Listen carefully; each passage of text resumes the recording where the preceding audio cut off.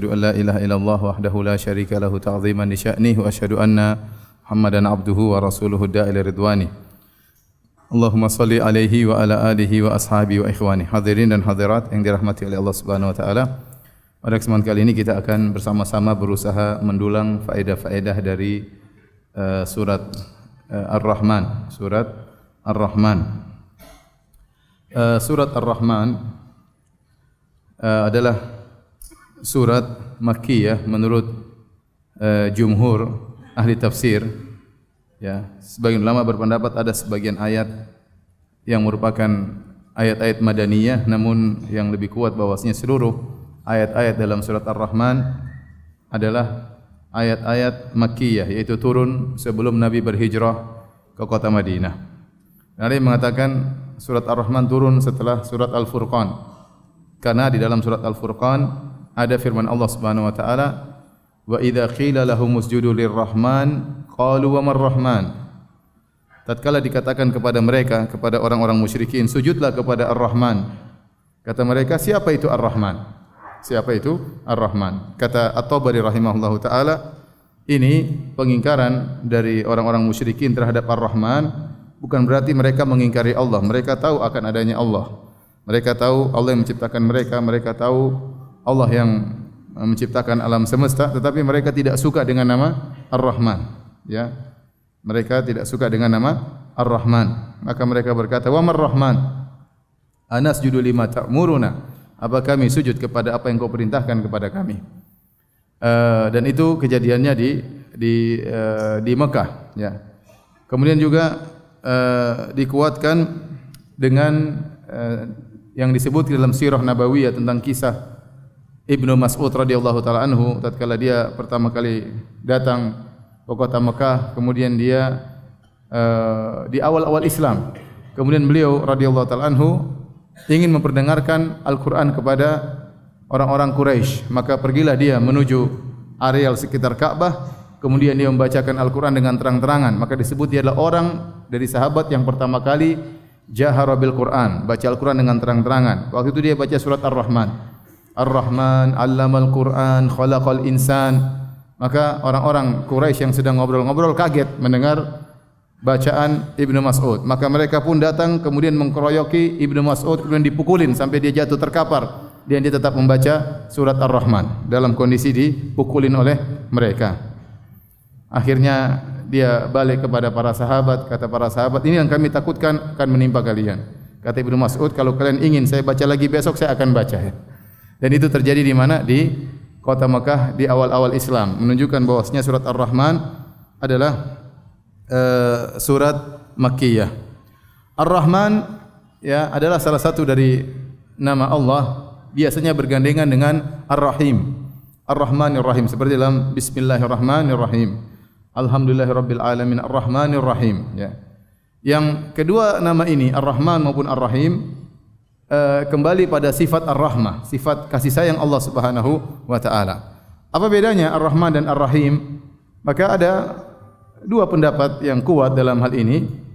Pendapat pertama mengatakan Ar-Rahman menunjukkan sifat rahmat Allah Subhanahu wa taala yang meliputi seluruh makhluk, baik kaum mukminin maupun orang-orang kafir. Semuanya mendapatkan rahmat Allah Subhanahu wa taala. Mereka diberi rezeki meskipun mereka kafir. Ya, mereka diberi kesehatan meskipun mereka kafir, ya, dan mereka diberi kemudahan-kemudahan. Allah ciptakan dunia untuk mukminin dan kafirin, ya, untuk ditempati oleh mereka seluruhnya. Adapun Ar-Rahim khusus untuk orang-orang beriman, ya. Sebagaimana dalam firman Allah Subhanahu wa taala, wa kana bil mu'minina rahima. Adalah Allah Subhanahu wa taala bil mu'minin kepada orang-orang beriman rahima, sangat sayang kepada mereka, sangat sayang kepada mereka. Ini pendapat yang cukup kuat dan banyak ulama yang berpendapat dengan demikian. Bahwasanya Ar-Rahman dan Ar-Rahim sama-sama menunjukkan sifat rahmat, tetapi Ar-Rahman rahmatnya mencakup seluruh manusia, baik mukmin maupun kafirin. Adapun Ar-Rahim khusus untuk orang-orang beriman. Pendapat yang kedua, pendapat yang dipilih Ibnu Qayyim rahimahullahu taala dalam kitabnya Badail Fawaid.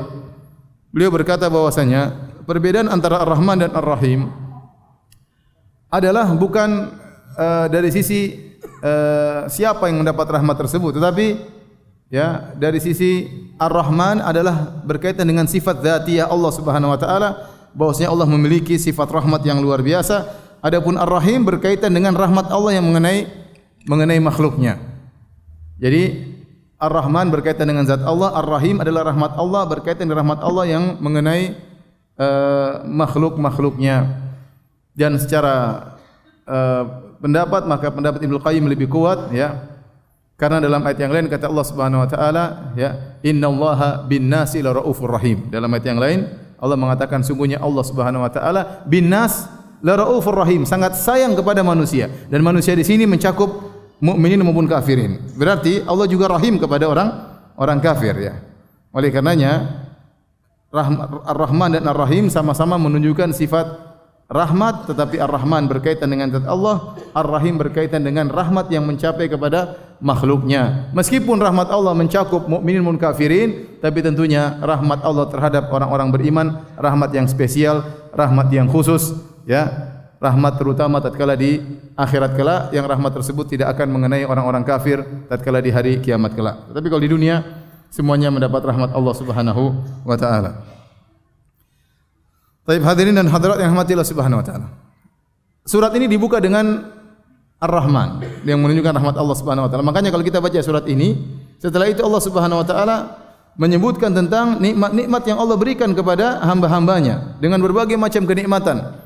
Baik nikmat yang berkaitan dengan agama, baik nikmat yang berkaitan dengan dunia, ya, baik nikmat yang berkaitan dengan kemaslahatan manusia. Dan setiap Allah menyebutkan model-model kenikmatan, jenis-jenis kenikmatan, Allah tutup dengan berkata, "Fabi ayyi ala'i rabbikuma tukadziban."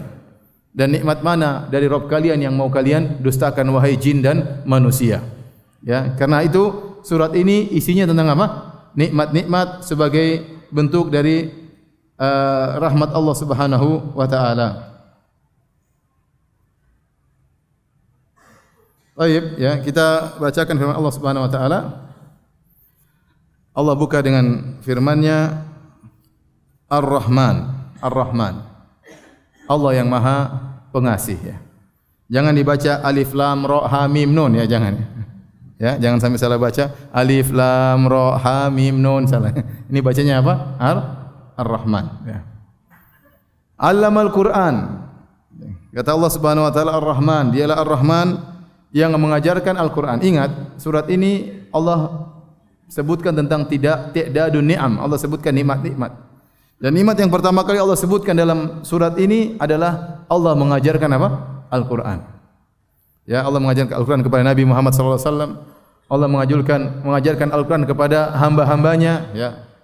Makanya Allah berfirman, "Wa laqad yassarnal Qur'ana lidzikr." Dan kami telah mudahkan Al-Qur'an sebagai peringatan. Al-Qur'an mudah dipelajari. Ya, orang-orang tidak tahu bahasa Arab saja bisa baca Al-Qur'an, ya. Apalagi yang tahu bahasa Arab, ya. Seorang bisa mengerti tafsir, kalau ada yang membacakan maka mudah dipahami tafsir Al-Qur'an. Ya, jadi Al-Qur'an adalah nikmat yang paling besar yang Allah berikan kepada makhluknya. Dan Al-Qur'an adalah kitab yang mendatangkan kebahagiaan sebagaimana firman Allah Subhanahu wa taala, "Taha ma anzalna 'alaikal Qur'ana litashqa." Wahai Muhammad, tidaklah kami turunkan Al-Qur'an kepada engkau untuk membuatmu sengsara, tetapi untuk membuat engkau bahagia. Maka saya selalu ingatkan, sejauh mana keterkaitan kita dengan Al-Qur'an, sejauh itu kita akan bahagia. Saya ulangi, sejauh mana ketergantungan kita dengan Al-Qur'an, maka sejauh itu kita akan bahagia. Sejauh mana kita semakin jauh dari Al-Qur'an, maka sejauh itu pula kebahagiaan kita akan menjauh dari kita dan kesengsaraan akan menghinggapi hati kita. Maka seorang mukmin berusaha memiliki perhatian dengan Al-Qur'an, baik tilawah membacanya atau membaca terjemahannya, mendengarkan tafsirnya, ya. Karena semakin dia memperdalam Al-Qur'an, maka dia semakin memperoleh kebahagiaan, karena Allah sebutkan dalam surat ini nikmat yang paling besar Allah berikan sebelum nikmat-nikmat yang lain adalah nikmat Al-Qur'an. Allamal Qur'an.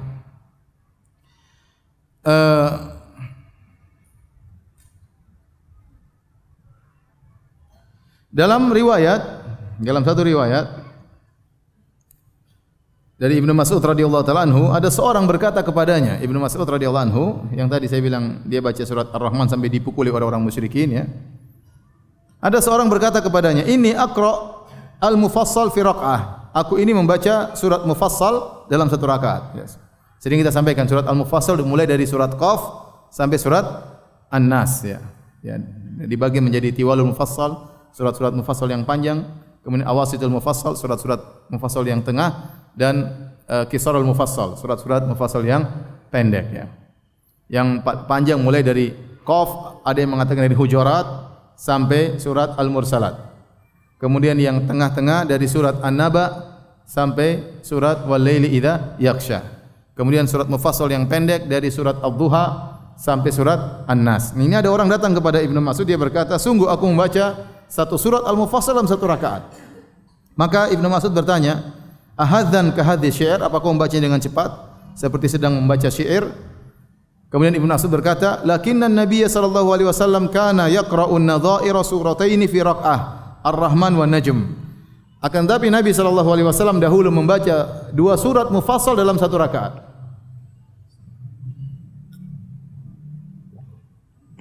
Nabi membaca surat Ar-Rahman dan surat An-Najm dalam satu rakaat.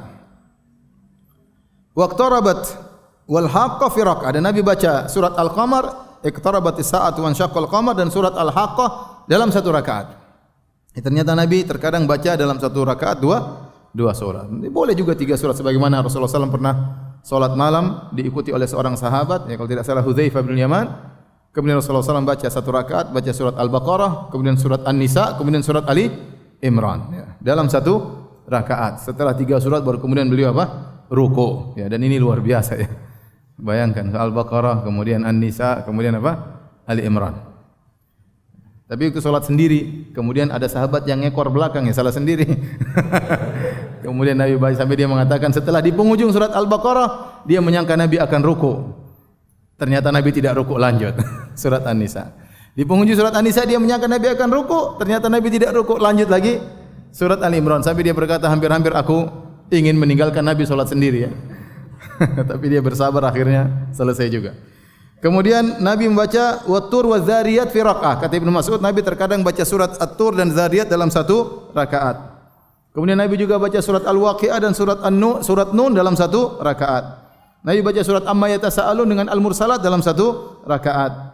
Nabi baca surat Ad-Dukhan wa Idza Syamsu Kuwirat dalam satu rakaat. Nabi baca Sa'ala Sa'ilun, surat Al-Ma'arij dan surat An-Nazi'at dalam satu rakaat. Nabi baca surat Wailul Mutaffifin sama surat Abasa dalam satu rakaat.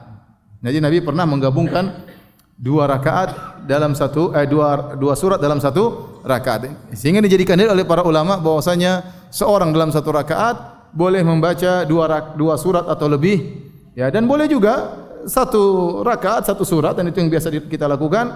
Dan boleh juga kita membagi surat menjadi dua, ya, karena Allah berfirman, "Faqra'u ma tayassara minal Qur'an." Bacalah yang mudah bagi dari Al-Qur'an.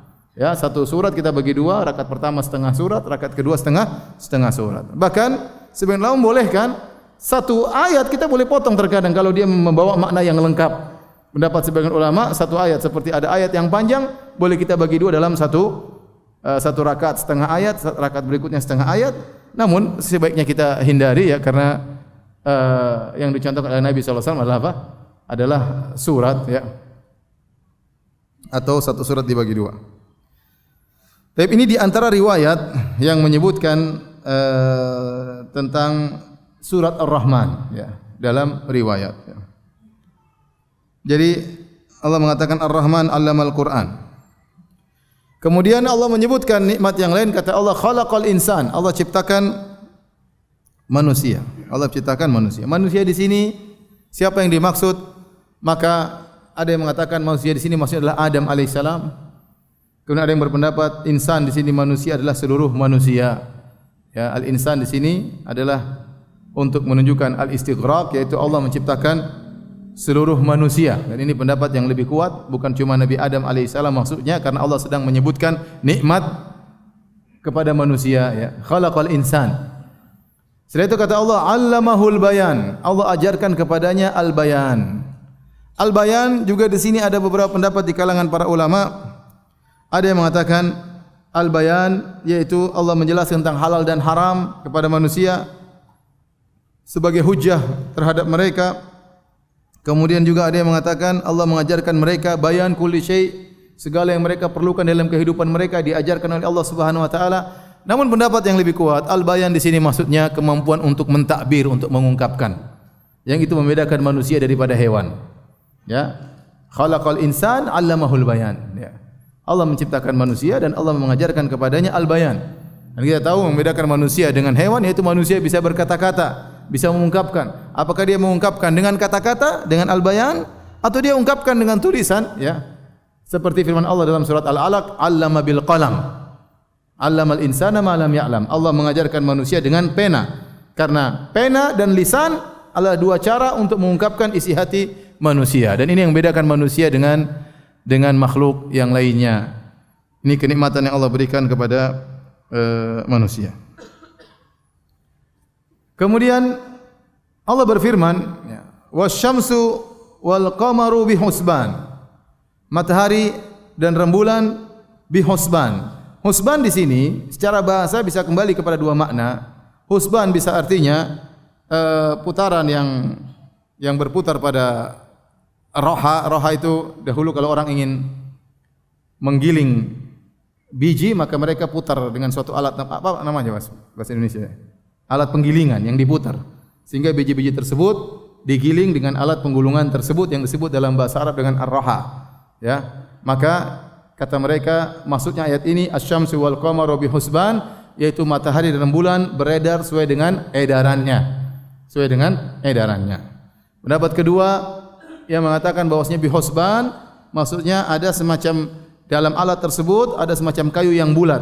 Kata mereka maka matahari dan rembulan bihusban maksudnya bulat. Al-aflaq mustadirah. Kata mereka seluruh benda-benda langit bulat. Seluruh benda-benda langit bulat. Ini pendapat.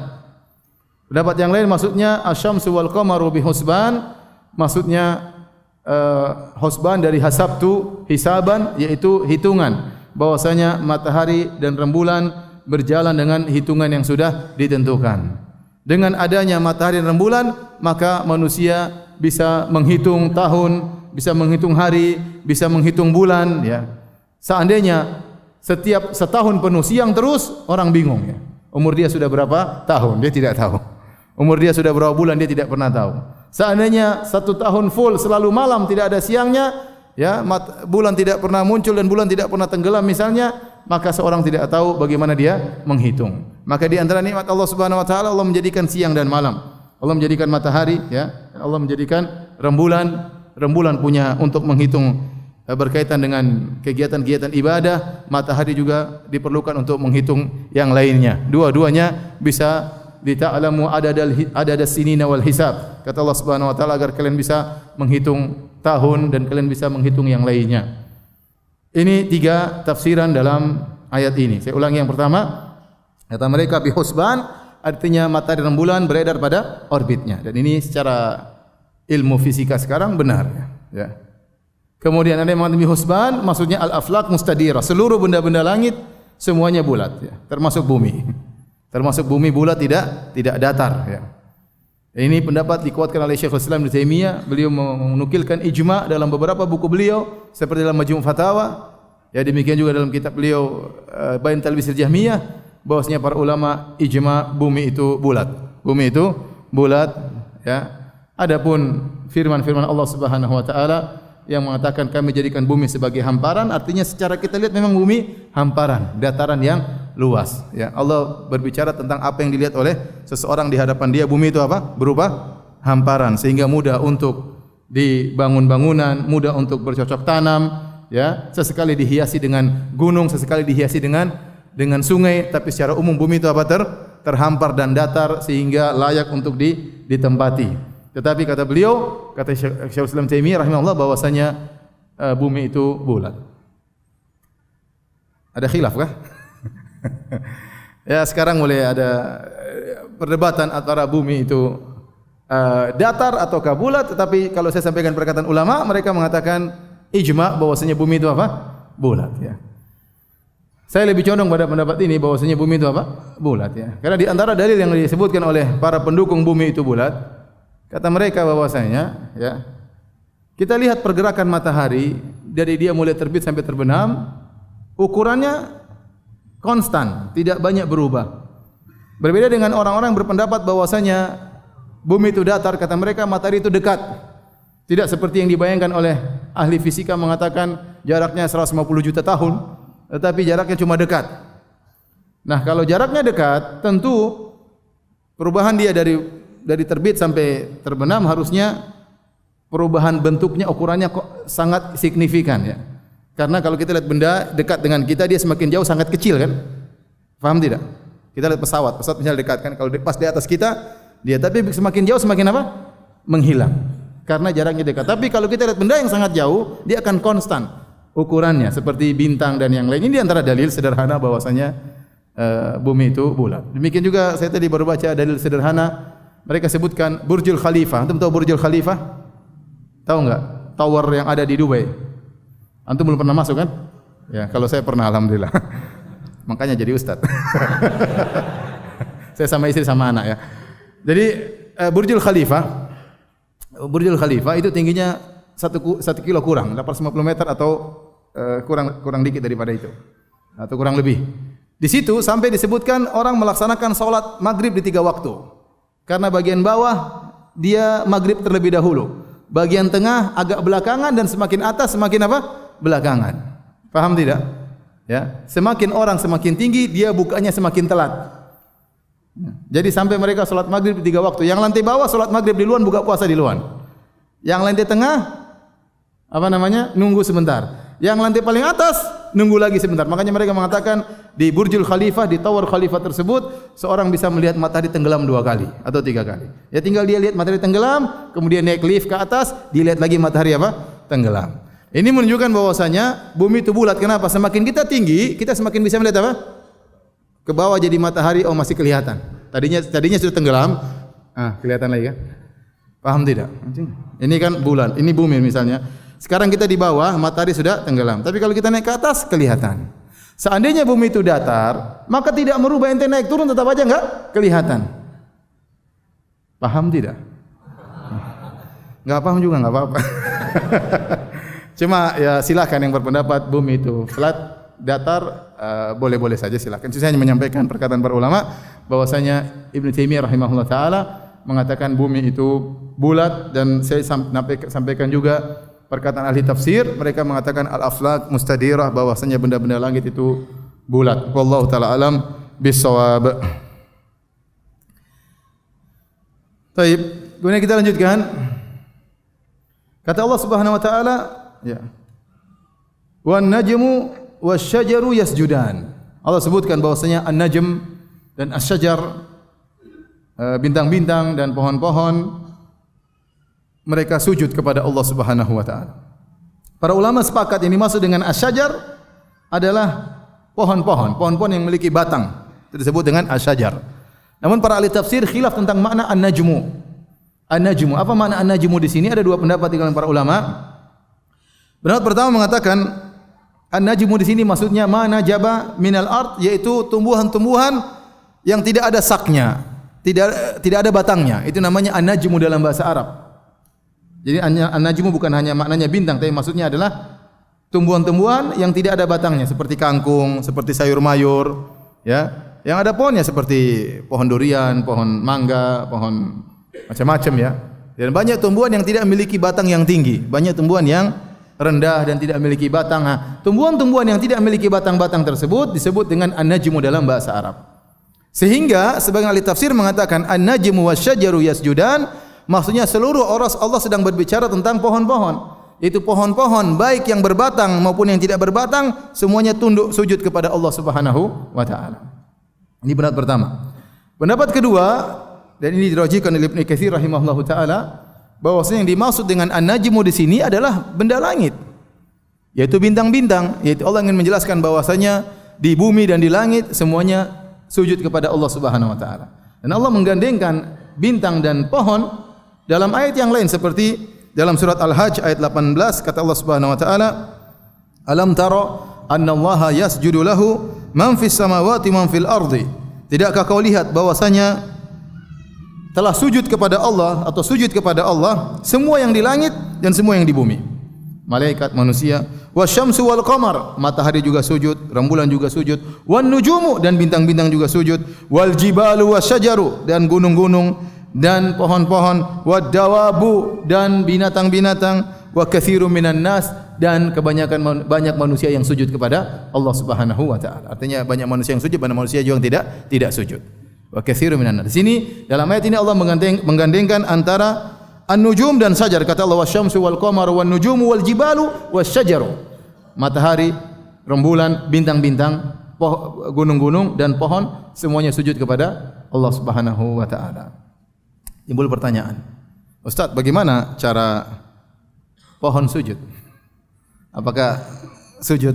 Kita enggak pernah lihat pohon apa? Sujud ya. Sama kita enggak pernah lihat juga bintang apa? Sujud. Syekhul Islam Ibnu Taimiyah rahimahullah taala punya perkataan yang indah dalam masalah ini. Intinya para ahli tafsir dalam ayat seperti ini bahwasanya rembulan atau bintang-bintang dan pohon sujud kepada Allah Subhanahu wa taala, ada yang membawakan makna sujud tersebut kepada makna majazi. Majaz maksudnya sujud, maksudnya khudu', tunduk. Mereka di bawah aturan Allah Subhanahu wa taala. Pohon-pohon tumbuh atau mati atas kehendak Allah Subhanahu wa taala. Bintang-bintang beredar di orbitnya, muncul dan tenggelam semuanya dengan kehendak Allah Subhanahu wa taala. Demikian juga matahari dan rembulan tidak ada yang keluar dari perintah Allah Subhanahu wa taala. Makanya matahari tatkala dia beredar sesuai dengan aturannya. Misalnya kita duduk jam 4 sore, kita tunggu buka puasa. Kita bilang, kok bisa enggak matahari cepat langsung cepat buka? Enggak bisa, dia enggak bisa cepat-cepat. Dia pasti berjalan sesuai dengan aturannya karena dia sujud kepada Allah, artinya dia tunduk kepada aturan Allah Subhanahu wa taala. Ini pendapat sebagian ahli tafsir, mereka menafsirkan sujud di sini dengan makna majazi, artinya khudu', tunduk di bawah aturan siapa? Allah Subhanahu wa taala. Ini pendapat pertama. Pendapat kedua menafsirkan sujud di sini dengan makna hakiki. Bahwasanya benar-benar matahari sujud, benar-benar rembulan sujud, benar-benar pohon sujud, bintang-bintang sujud. Adapun bagaimana cara sujudnya, maka masing-masing sesuai dengan makhluk-makhluk tersebut. Tidak selalu seperti manusia yang sujud di atas 7 anggota tubuh. Ya, kata Nabi sallallahu alaihi wasallam, "Umirtu an asjuda ala sab'ati a'zum." Aku diperintahkan oleh Allah untuk sujud di atas 7 tulang.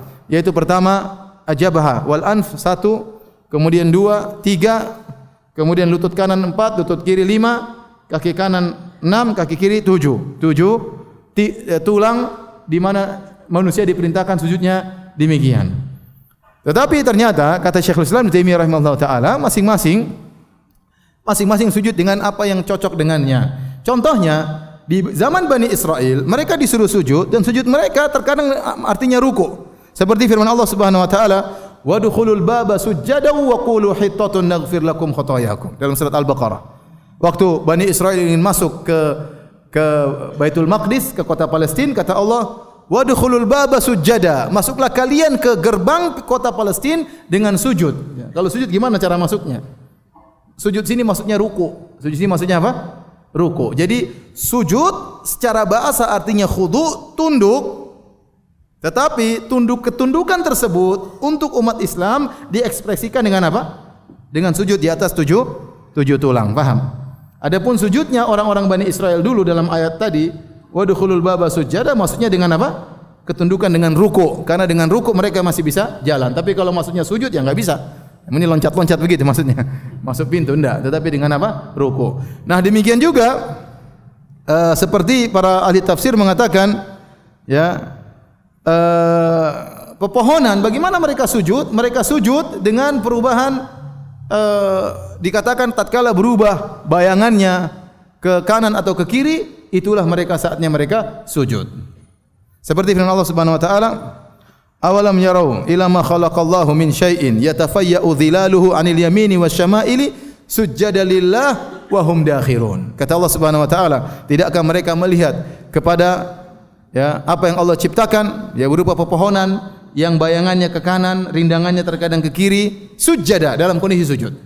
Jadi tatkala perubahan bayangan dari ke kanan, bayangannya penuh ke kanan, itu dia sedang sujud. Tatkala bayangannya ke kiri, mungkin di waktu sore, tadinya di waktu pagi, di waktu sore dia juga sedang apa? Sujud. Kata Allah, wa hum dakhirun, dan mereka di bawah perintah Allah Subhanahu wa taala. Adapun matahari, bintang-bintang bagaimana sujud, wallahu alam bisawab. Sebagian ahli tafsir mengatakan bintang waktu dia mau terbenam itulah dia sedang sujud. Tetapi intinya kita tidak tahu bagaimana persis mereka sujud, tapi Allah kabarkan bahwasanya mereka sujud kepada Allah Subhanahu wa taala dan masing-masing benda makhluk sujud dengan apa yang sesuai dengan benda tersebut. Kata Allah, wan najmu wasyajaru yasjudan. Bintang-bintang dan pepohonan sujud kepada Allah Subhanahu wa taala. Kemudian Allah sebutkan nikmat yang lain, was samaa rafa'aha wa wada'al mizan. Kata Allah, dan langit Allah tinggikan. Subhanallah ya. Kita aja bangun rumah setengah mati ya. Bangun rumah yang hanya sekedar tipe 36 6 kali 6 bikin tiang berapa, apalagi rumah yang luas yang mungkin 300 meter persegi, entah berapa tiang harus kita pancang, hanya tingginya cuma 3,5 meter ya. Ini langit yang luar biasa luasnya dan sangat tinggi. Kata Allah, was samaa rafa'aha. Allah meninggikan langit. Siapa yang mampu bikin bangunan semegah langit ini? Tidak ada yang mampu.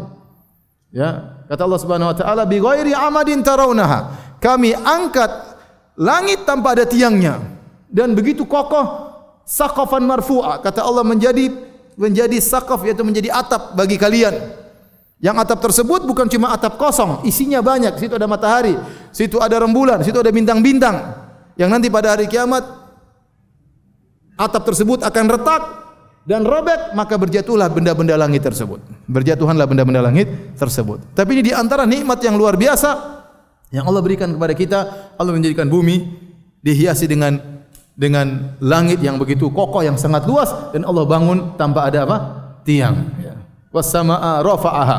Kata Allah, wa wada'al mizan, dan di antara kenikmatan Allah letakkan al-mizan. Al-mizan di sini diartikan keadilan, diartikan timbangan ya. Maka Allah katakan, alla tatagaw fil mizan, maka janganlah kalian berbuat berlebih-lebihan dalam timbangan, jangan berbuat zalim. Jangan berbuat zalim ya. Kita tatkala menimbang dalam menghukum semuanya dengan keadilan. Ya, harus sesuai dengan porsi yang sebenarnya. Jangan sampai orang menimbang berlebih-lebihan ya, sehingga menzalimi yang lain atau mengurangi menzalimi pihak yang lain. Maka harus ada al-adl. Wa wada'al mizan, Allah letakkan keadilan, maka ikutilah keadilan tersebut. Allah tatagaw fil mizan, jangan sampai kalian berlebih-lebihan berbuat zalim dalam timbangan tersebut. Wa aqimul wazna bil qisti wa la tukhsirul mizan. Dan tegakkanlah timbangan dengan adil dan jangan kalian kurangi timbangan. Subhanallah. Ini kelihatannya sepele masalah timbangan. Tetapi masalah timbangan ini masalah yang sangat berbahaya, sampai Allah pernah mengadab satu kaum, yaitu kaumnya Nabi Syuaib alaihissalam, gara-gara mereka mengurangi apa? Takaran. Waktu Nabi SAW datang ke kota Madinah, Nabi dapati sebagian orang mengurangi takaran timbangan. Maka Allah turunkan firman-Nya, wailul lil mutaffifin. Celaka bagi orang-orang yang melakukan tatfif, yang mengurangi timbangan. Bayangkan, ya, hati-hati kalau kita berbuat kezaliman, maksiat berkaitan dengan orang lain. Masih mending kita berbuat maksiat antara kita dengan Allah. Asalnya Allah Maha Pengampun lagi Maha Penyayang. Tetapi kalau kita berbuat maksiat berkaitan dengan orang, asalnya orang itu nuntut pada hari kiamat kelak. Asalnya dia maafkan atau dia nuntut? Asalnya dia menuntut. Ya. Di dunia saja dia susah memaafkan, apalagi di akhirat tatkala dihadapkan dengan neraka yang sangat mengerikan, tatkala dia sangat butuh dengan pahala. Kita di dunia saja kalau orang masalah sama kita tidak mudah orang memaafkan, tidak mudah, berat. Apalagi dia nuntut di akhirat, mengerikan. Makanya saya katakan, apa kata Sufyan Ats-Tsauri? La antal qallaha bi sab'ina dzamban fima bainaka wa bainallah ahwanu 'alaika min antal qahu bi dzambin wahidin fima bainaka wa bainal ibad. Kau bertemu dengan Allah dengan bawa 70 dosa antara engkau dengan Allah, perkaranya masih lebih ringan daripada kau bertemu dengan Allah kau punya dosa dengan orang satu bikin masalah, ya, lebih berat pada hari kiamat kelak. Makanya Allah mengatakan wala tukhsirul mizan, jangan kalian kurangi timbangan. Sebagian ahli tafsir disebutkan oleh Al-Qurtubi, dia mengatakan jangan kalian kurangi mizan hasanatikum yaumal qiyamah, jangan kalian kurangi timbangan kebaikan kalian pada hari kiamat kelak. Dan ini merupakan al-jazaa' min jinsil amal. Kalau kita jual barang, kita kurangi timbangannya, maka timbangan kita hari kiamat akan berkurang. Kenapa? Karena kita telah menzalimi orang ini, dan pada hari kiamat kelak pahala kebaikan kita akan ditransfer ke orang tersebut. Hati-hati, Anda kurangi timbangan di dunia, berarti timbangan kebaikan Anda akan apa? Berkurang. Itu suatu yang sudah kelaziman, otomatis. Karena kalau kita zalimi orang, kita akan mentransfer pahala kita kepada orang tersebut. Ya, hati-hati antum yang jualan ya, yang berdagang, jangan bohong ya. Dan banyak cara-cara orang untuk melakukan kebohongan dengan mengurangi takaran. Setiap dia kurangi takaran, maka sungguhnya dia telah mengurangi timbangan kebaikannya di akhirat kelak. Kata Allah Subhanahu wa taala, "Wal arda wada'aha lil anam." Nikmat berikutnya, kata Allah, dan bumi kami letakkan di dunia, kami mudahkan ya, mihadan, kami siapkan di atas muka bumi ini lil anam, bagi manusia. Dan juga bagi hewan-hewan ternak ya, bagi manusia. Al-anam asalnya manusia. Ini dalil bahwasanya bumi Allah siapkan untuk manusia. Ya. Oleh karenanya manusia tidak bisa hidup normal di luar bumi, enggak mungkin. Apalagi dalam surat Al-A'raf kata Allah Subhanahu wa taala kepada Nabi Adam waktu diturunkan ke atas muka bumi, kata Allah Subhanahu wa taala, "Ihbitu ba'dukum li ba'dhin adu.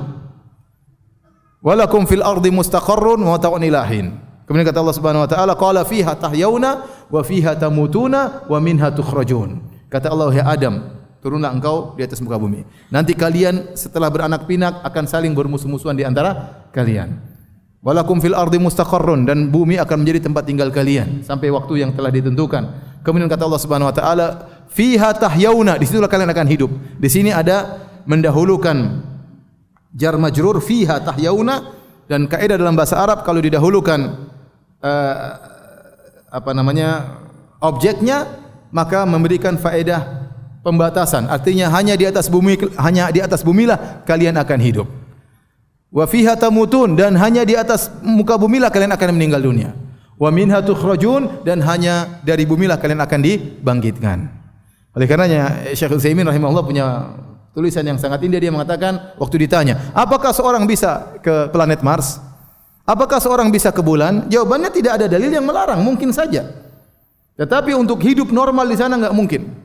Hidup yang normal cuma di atas muka bumi. Enggak mungkin hidup normal di sana. Ya, makanya tadi saya baru baca, orang saja yang mau ke sana harus pakai baju astronot, satu baju harganya 150 miliar. Satu baju harganya berapa? 150 miliar. Itu uang gambar mbahmu apa gambar siapa? 150 miliar ya. Itu gimana mau hidup di sana pakai baju satu saja 150 miliar. Yang baju tersebut memiliki sifat-sifat yang khusus, kuat pada derajat yang tinggi, suhu 100 derajat lebih masih kuat, minus 150 derajat masih kuat. Ya, kemudian ada oksigen, kemudian kalau buang hajat bisa langsung juga di baju tersebut dengan berbagai macam spesifikasi yang ada di baju tersebut. Totalnya 150 miliar cuma satu baju. Gimana mau hidup di bulan? Gimana mau hidup di planet Mars ya? Kesana hanya buang-buang duit ya. Mau ke sana cari apa ya? Kemudian mau bikin toko di sana, buka lapangan bola di sana, ya nggak bisa. Mana? Jadi tempat tinggal buat manusia cuma di mana? Wal arda wada'aha lil anam. Allah letakkan bumi untuk manusia. Kemudian kata Allah Subhanahu wa taala, "Fiha fakihatun wan nakhlu dzatul akmam." Di bumi itu ada buah-buahan. Ente di planet Mars ada buah-buahan. Buah-buahan saja enggak ada, apalagi akhwat enggak ada di sana. Buah-buahan enggak ada, terus gimana mau tinggal sana, mau nikah, mau punya anak enggak bisa ya. Ya. Biayanya kalaupun bisa, biayanya sangat besar. Untuk baju 150 miliar apalagi yang lainnya. Mau bikin toilet berapa biayanya di sana? Azan ya. Oke. Azan terus salat biasa. Terus kita lanjutkan nanti habis salat. Kita lanjutkan ba'da salat insyaallah taala. Baik, assalamualaikum warahmatullahi wabarakatuh. Alhamdulillah salatu wassalamu ala Rasulillah wa ala alihi wasallam. Sesi kedua kita tanya jawab aja ya. Tanya jawab aja. Insyaallah kita lanjutkan ke depan.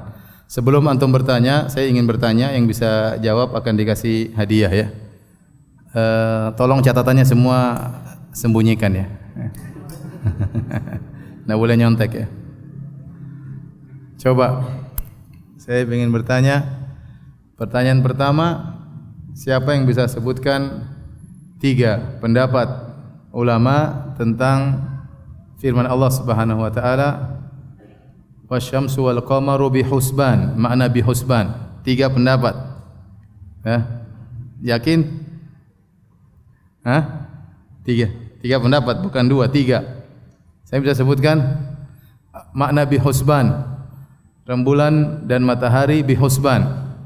Ya, nyontek tidak? Tidak. Silakan, iya berdiri cepat. Ya berdiri, sebut nama dan status. Siap. Ya. Kerja ya. Bukan, udah nikah belum? Lajang. Oh, masya Allah. Kasihan. Terus. Ya, jawab. Pendapat pertama. Sesuai dengan orbitnya, ya. Seperti orang yang berputar menggiling alat penggiling. Putar. Terus yang kedua? Bahwa benda langit bulat termasuk matahari dan bulan. Iya, matahari dan bulan. Ya, kita lihat bulat semua. Benda-benda langit semuanya bulat. Apa yang membedakan dengan bumi? Bumi. Yang ketiga?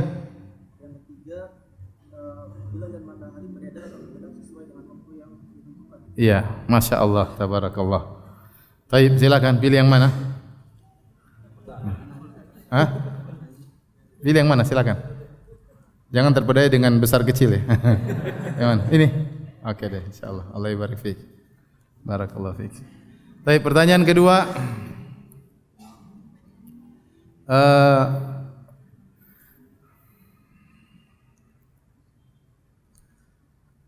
Apa makna 'allamahul bayan? Silakan, Pak. Berdiri. Ya. Masya Allah. Status? Udah jelas. Silakan Pak, silakan sini. Silakan Pak, maju.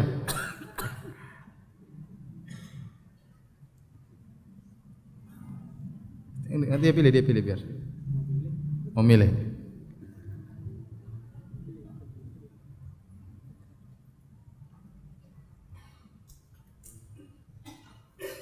Atau silakan yang mana? Saya juga nggak tahu isinya. Salam dulu, Pak. Waalaikumsalam warahmatullahi wabarakatuh. Silakan yang mana? Ini dia, Pak. Oke, masya Allah. Terima kasih. Ya, sama-sama. Pertanyaan yang ketiga, apa bedanya Ar-Rahman dengan Ar-Rahim? Siapa yang bisa jawab? Silakan. Ya, dia di luar angkat tangan. Cepat.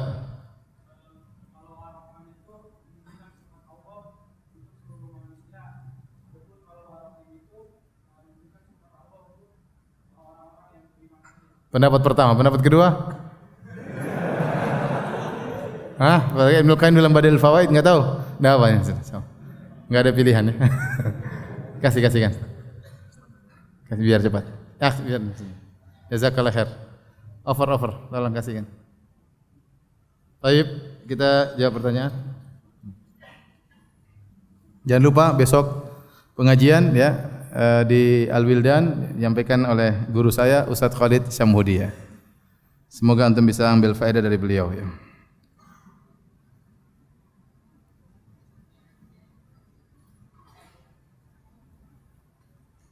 Saya kalau beli solar misalkan 200.000 sama operatornya dipotong Rp1.000 jadi cuma 199.000 saja.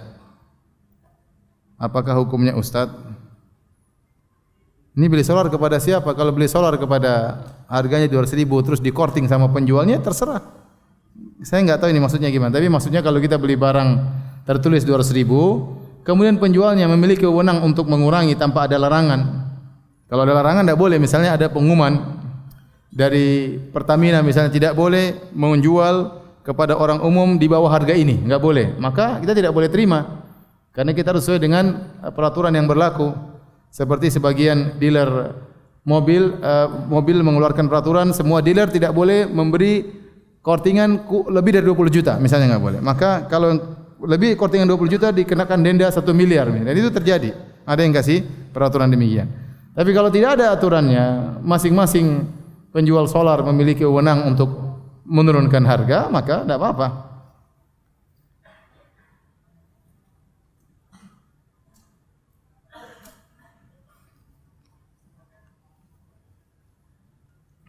Jika solat jenazah di masjid yang di balik tembok kiblatnya ada kuburan, berdosa atau tidak?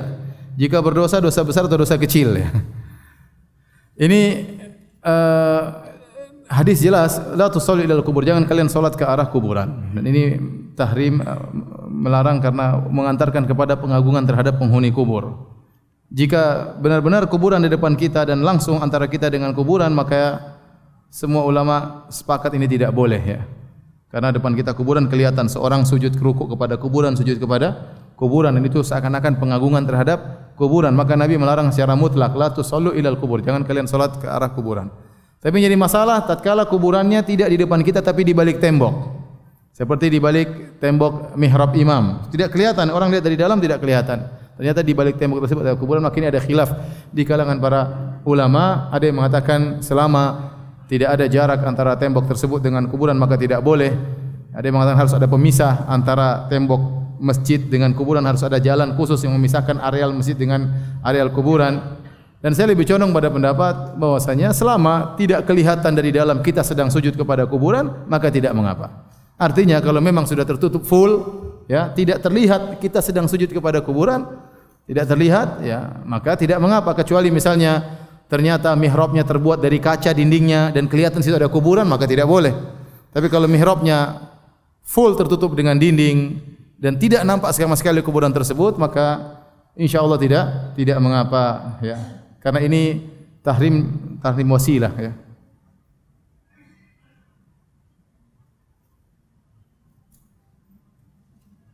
Ustaz, bolehkah membaca zikir pagi petang berjamaah sama-sama dengan anak dan istri dengan tujuan untuk menjadi kebiasaan dalam keluarga? Masih tidak apa-apa kita kumpul bareng-bareng tapi masing-masing baca sendiri-sendiri. Ya, masing-masing baca sendiri-sendiri. Ingatin, kalau dalam rangka untuk pengajaran sesekali tidak mengapa. Kalau anak-anak dan istri sudah hafal, maka tidak perlu bareng-bareng. Tidak perlu bareng-bareng. Tapi kalau di sekolah-sekolah dalam rangka untuk pengajaran, ya, supaya mereka hafal dalam beberapa waktu, setelah mereka hafal sudah enggak perlu lagi dengan satu suara. Tapi kalau kumpul bareng-bareng supaya saling mengingatkan, maka tidak mengapa. Yang penting jangan satu suara, karena Nabi tidak mencontohkan demikian. Jika kita membaca Al-Quran namun yang dibaca hanya Arabnya saja, tidak membaca artinya, tidak memahami ayatnya, apakah berpahala? Iya, berpahala. Tetap berpahala. Baca Al-Quran bagaimanapun berpahala. La aqulu alif lam mim harfun walakin alif harfun wa lam harfun wa mim harfun, dan pahalanya besar. Saya tidak mengatakan alif lam mim satu huruf kata Nabi, tapi alif satu huruf, lam satu huruf, mim satu huruf. Wal hasanatu bi asyri amsaliyah, dan satu huruf mendapatkan 10 kebajikan. Tetapi kalau dia baca artinya tentu lebih afdal, karena tujuan kita baca Al-Quran adalah untuk memahami artinya. Antum bayangkan kita baca surat Ar-Rahman saja tanpa artinya kita merasa bahagia meskipun tanpa mengetahui apa artinya. Kita dengar saja, ya. Ada seorang sampai dengar imam baca surat Ar-Rahman dia nangis, dia enggak tahu artinya apa. Bagaimana kalau dia lagi ngerti artinya? Ya, yang dituliskan oleh para ahli tafsir tentu lebih mendalam lagi, seorang lebih menghayati apa yang dia dengar, ya. Bolehkah kita berdoa dengan melihat tulisan aplikasi misalnya karena belum hafal doa-doa? Boleh, kita sambil baca tapi kita doa itu intinya kita akan meminta. Maka kita harus mengerti apa yang kita minta. Ya, kita minta kepada Allah, di antara adab minta kita ngerti apa yang kita minta kepada Allah. Maka kalau kita tidak ngerti tidak hafal, kita boleh baca dan berusaha kita pahami terjemahannya. Ini kita sedang minta ini berarti, ya. Kita sedang minta ini.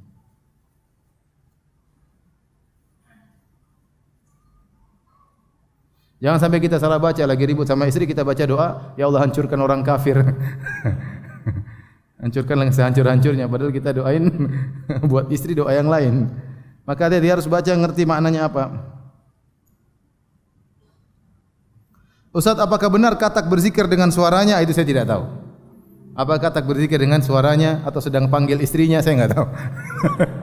Oh alam, ya. Tapi hewan-hewan mereka bertasbih kepada Allah. Tapi bagaimananya saya enggak tahu. Apakah burung berkicau dia sedang berzikir atau dia sedang ngobrol sama tetangganya? Wallahu alam bissawab. Kalau dari kisah Nabi Sulaiman dalam surat An-Naml, Nabi Sulaiman mendengar semut berbicara dengan yang lain. Ya. Ya ayuhan namlu dukhulu masakinakum la yahtimannakum Sulaiman wa junuduhu wa hum la yash'urun.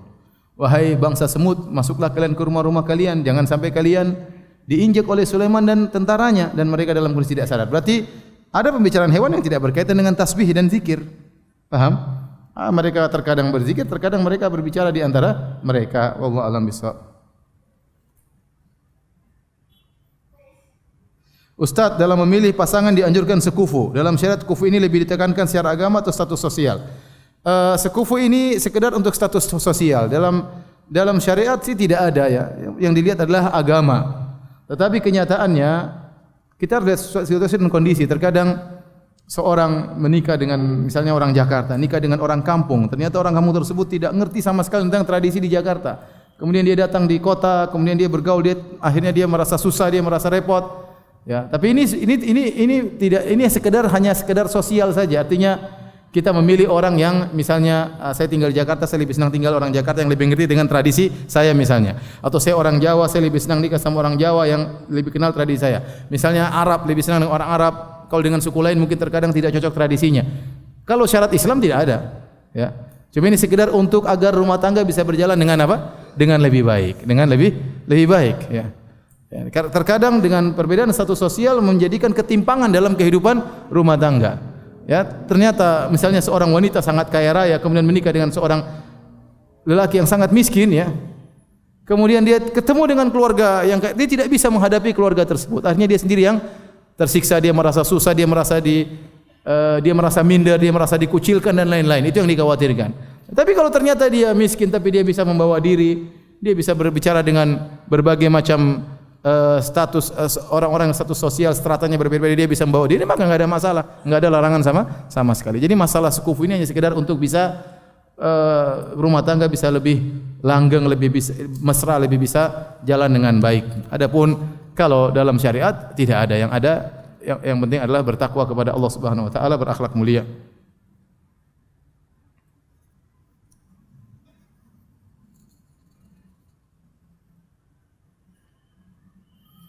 Allah tatagaw fil mizan, apa maksudnya? Merusak keseimbangan itu jangan kalian berbuat zalim dalam timbangan. Jangan berbuat zalim dalam timbangan. Ya, jangan kalian menyelisih keadilan. Bahwasanya dalam timbangan harus keadilan. Makanya al-mizan, wa wada al-mizan, Allah meletakkan al-mizan, ada dua pendapat. Ada yang mengatakan al-mizan, sini maksudnya adalah timbangan yang ma'ruf, timbangan yang ada dua daun timbangannya, atau ukuran mikyal volume, atau urangan wazan timbangan, berat, ya, semua jenis timbangan, terutama timbangan zaman sekarang yang kemudian orang meletakkan barang kemudian keluar digital misalnya, maka itu namanya timbangan. Ada yang mengatakan al-mizan sini maksudnya al-adl, keadilan.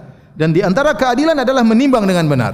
Di antara keadilan adalah mengukur volume dengan benar yang seharusnya. Jadi Allah tatagaw fil mizan, jangan kalian berbuat kezaliman dalam menimbang, jangan kalian keluar dari keadilan.